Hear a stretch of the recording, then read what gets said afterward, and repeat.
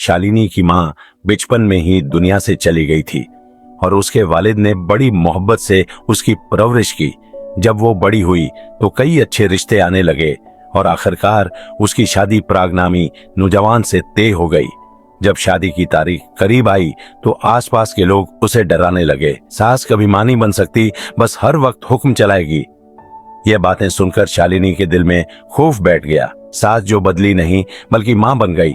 शादी के बाद जब वो ससुराल पहुंची तो दिल में बेशुमार वसवसे थे। पहली सुबह जैसे ही वो काम के लिए उठी, सास ने नरमी से कहा, बेटा थकी हुई हो, पहले आराम करो। ये सुनकर शालिनी हैरान रह गई।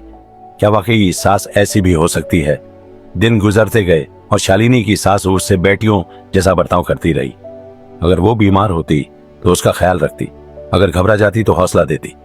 एक दिन शालिनी की दोस्त पूर्वी मिलने आई और हैरत से बोली, क्या बात है, तुम तो बड़ी खुश लग रही हो, सास तंग नहीं करती? शालिनी ने मुस्कुराकर कहा, नहीं यार, वो तो बिल्कुल मेरी माँ जैसी हैं।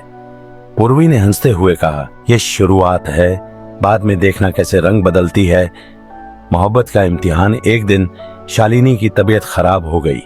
वो घबरा गई कि सास क्या सोचेगी, लेकिन जैसे ही उसने बोलने की कोशिश की, सास ने आगे बढ़कर कहा, बेटा मां होने का मतलब सिर्फ काम करवाना नहीं बल्कि ख्याल रखना भी होता है। आराम करो, मैं सब संभाल लूंगी। ये सुनकर शालिनी की आंखों में आंसू आ गए। इस लम्हे उसे एहसास हुआ कि सास सिर्फ सास नहीं बल्कि मां भी हो सकती है। सास जो मां बन गई। फिर एक दिन शालिनी का जन्मदिन आया। उसकी सास ने एक बड़ी पार्टी रखी और उसके वालिद को भी बुलाया। जब उसने अपने बाबा को देखा तो भागकर उनके गले लग गई। उसके वालिद ने खुशी से कहा, बेटा तू बहुत खुश लग रही है। शालिनी ने मुस्कुराकर जवाब दिया, बाबा क्योंकि मुझे मां जैसी सास मिल गई है। ये सुनकर उसकी सास ने भी उसे गले लगा लिया। नतीजा, सास और बहू का रिश्ता तल्ख नहीं मीठा भी हो सकता है अगर दोनों एक दूसरे को समझने के लिए तैयार हों।